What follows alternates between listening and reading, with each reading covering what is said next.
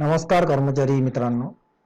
कर्मचारी भविष्य निधी म्हणजेच एम्प्लॉई प्रोव्हिडंट फंड संघटनेच्या ग्राहकांना सर्वोच्च न्यायालयामध्ये लवकरच दिलासा मिळू शकतो.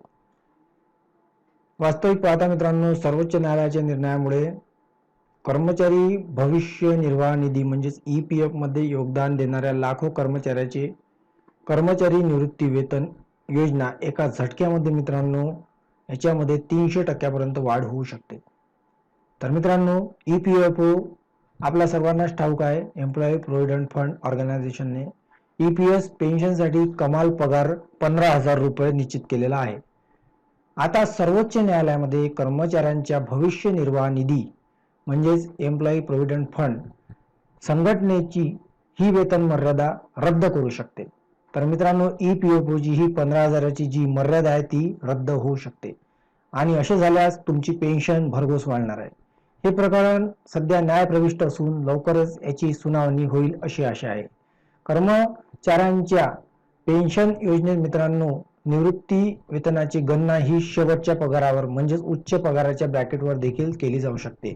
म्हणजे तुम्हाला जो शेवटचा पगार असेल त्याच्यानुसार सुद्धा तुमचं पेन्शन ठरवू शकणार आहे.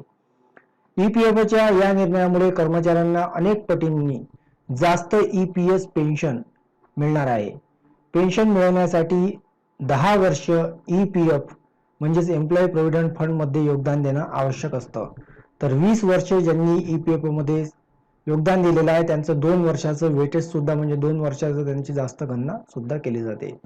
कर्मचारी भविष्य निर्वाह निधी संघटनेच्या सध्याच्या व्यवस्थेनुसार जर एखादा कर्मचारी 1 जून 2015 पासून नोकरी करत असेल आणि त्याची जर 14 वर्षाची सेवा पूर्ण केल्यानंतर त्याला जर पेन्शन घ्यायची असेल तर मित्रांनो त्याच्या कर्मचाऱ्याची जी पेन्शन आहे त्याच्यामधलं जर त्याचं निवृत्ती वेतन मोजलं तर त्याचा जर पगार आपण पकडला 20,000 रुपये तर मित्रांनो जुन्या फॉर्म्युलानुसार 14 वर्ष पूर्ण झाले आहे कर्मचाऱ्याला जे आहे मित्रांनो 2 जून 2030 पासून सुमारे 3,000 रुपये पेन्शन मिळेल.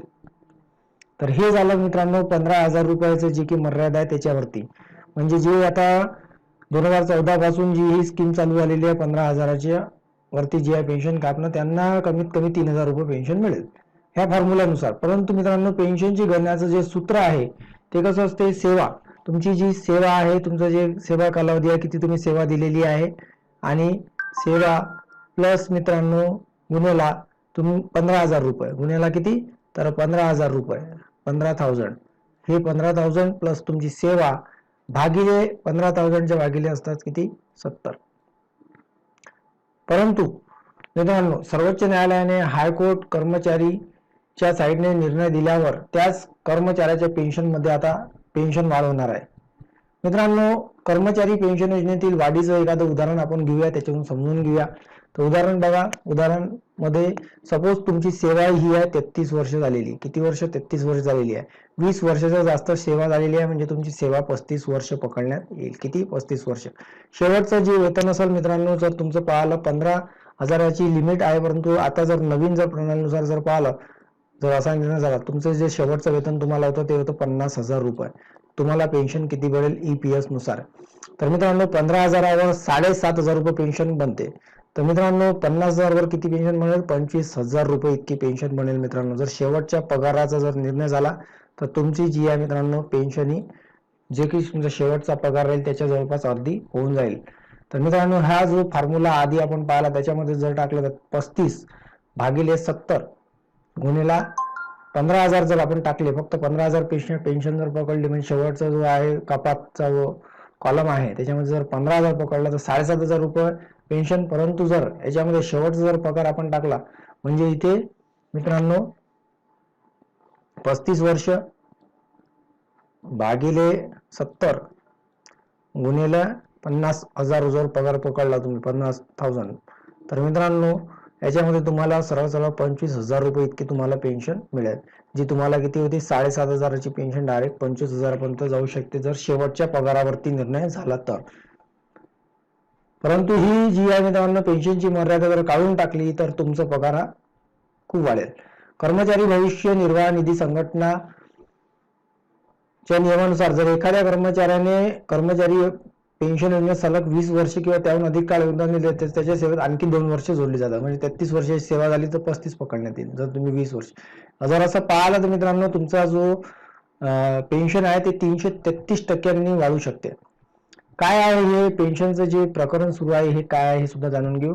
कर्मचारी निवृत्ती वेतन योजना दुरुस्ती 2014 केंद्र सरकार 1 सप्टेंबर 2014 पासून अधिसूचना जारी करू घेतली होती. याला खासगी क्षेत्रातील कर्मचाऱ्यांनी विरोध सुद्धा केला आणि 2018 साली केरळ उच्च न्यायालयात त्यावर सुनावणी झाली होती. हे सर्व कर्मचारी EPS, EPF आणि विविध तरतुदी कायदा 1952 च्या सुविधांद्वारे समाविष्ट होते. कर्मचाऱ्यांनी कर्मचारी भविष्य निर्वाह निधी संघटनेच्या नियमांचा निषेध केला कारण यामुळे कमी पेन्शन मिळते. कर्मचारी भविष्य निर्वाह निधी संघटना कारण पगार याच्यामध्ये मित्रांनो जो आहे 15,000 पेक्षा जास्त असू शकतो, परंतु EPS पेन्शनचा हिशोब हा फक्त 15,000 रुपये पगारावरच ठेवलेला आहे. त्याच्यामुळे कर्मचाऱ्यांचं खूप नुकसान होत आहे. केंद्र सरकारनं 1 सप्टेंबर 2014 रोजी केलेल्या सुधारणांपूर्वी ही जी रक्कम होती फक्त 6,500 रुपये होती. म्हणजे 2014 पूर्वी जे रिटायर झालेले आहे किंवा त्या पेन्शनवरती जे रिटायर झालेले आहे याच्यावरती त्यांना अजूनच कमी पेन्शन आहे. कर्मचारी पेन्शन योजनेचे नियम हे अन्यायकारक असल्याचे लक्षात घेऊन केरळ उच्च न्यायालयाने कर्मचाऱ्यांची रीट मान्य करताना हा निकाल दिला होता. यावर EPFने सर्वोच्च न्यायालयात अपील दाखल केली जी सर्वोच्च न्यायालयाने मित्रांनो फेटाळली आहे. आता या प्रकरणावर पुन्हा सुनावणी होणार आहे. एम्प्लॉईज प्रोव्हिडंट फंड ऑर्गनायझेशन कर्मचाऱ्यांना लवकरच जी मित्रांनो आता आनंदाची बातमी मिळू शकते. नवीन अपडेटसाठी आपल्या चॅनल सोबत जुळून राहा. काही तुम्हाला शंका असेल तर कमेंट करून सुद्धा विचारा. व्हिडिओला लाईक आणि शेअर करायला विसरू नका. धन्यवाद.